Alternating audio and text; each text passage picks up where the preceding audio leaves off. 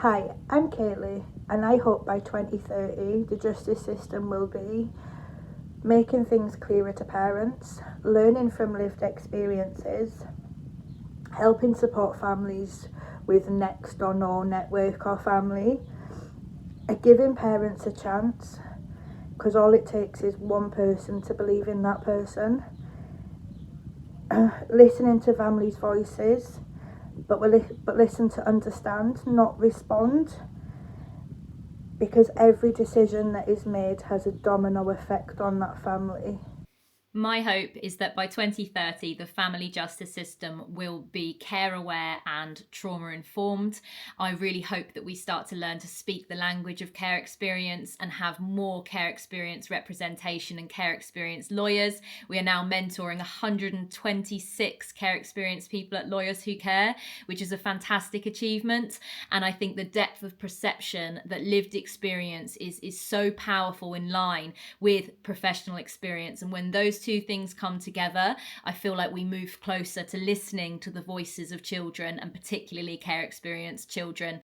So I hope by 2030, the family justice system will stop holding parents responsible for the societal neglect that by and large denies them the basic conditions that every human being needs to thrive, as well as the care and support they need to parent their children safely at home. My hope for 2030 will be to see a family justice system that doesn't just think about the needs, the support of Black and global majority children of families, but all children of families through the lens of very much thinking through the lens of prevention and change, so that we can also think about improved outcomes. And to do that, we have to make sure that we are seeing, hearing, and really actively listening to the needs of all children, but particularly those that are underrepresented within our system, or overrepresented within our systems in particular.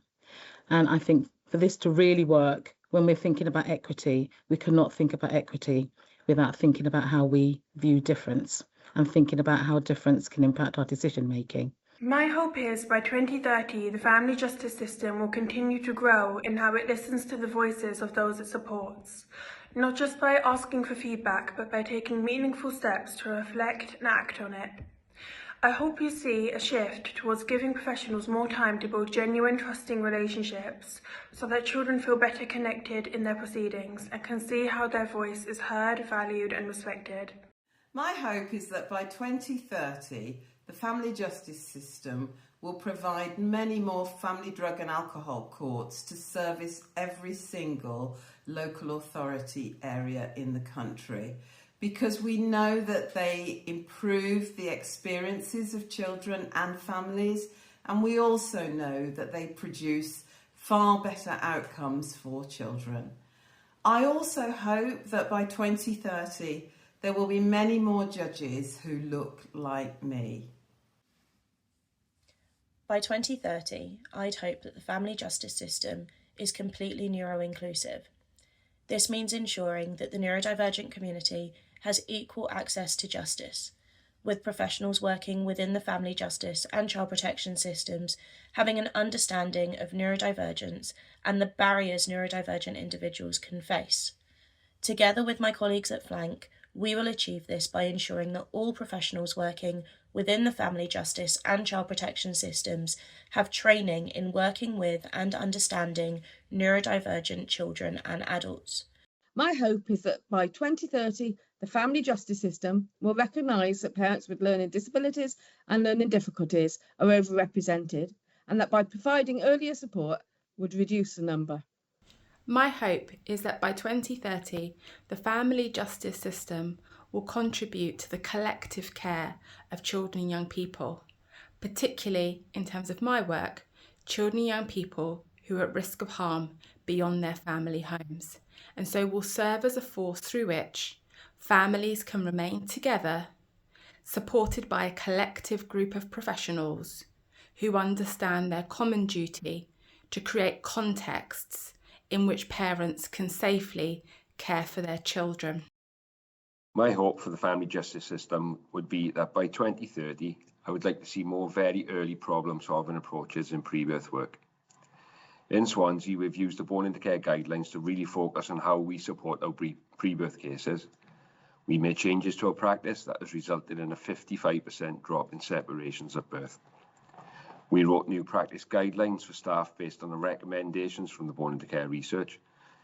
We now allocate unborn cases straight to a social worker. They go to meet the family to find out as much information as possible.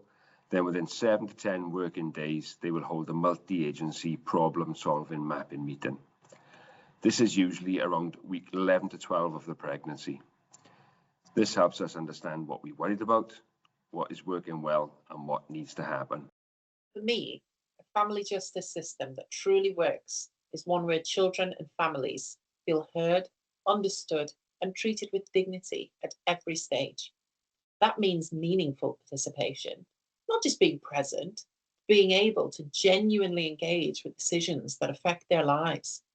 It also means recognizing the realities that many families face, including poverty, vulnerability, and trauma.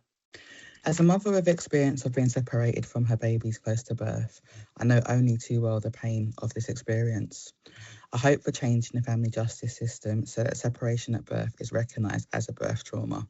The mother's experience becomes visible, her rights and identity as a mother are held in mind, and she's offered the care and compassion she needs to be able to give her and her baby the best chance of a positive future. I want the family justice system to understand whatever the outcome will always be the baby's mother. The journey doesn't stop at separation.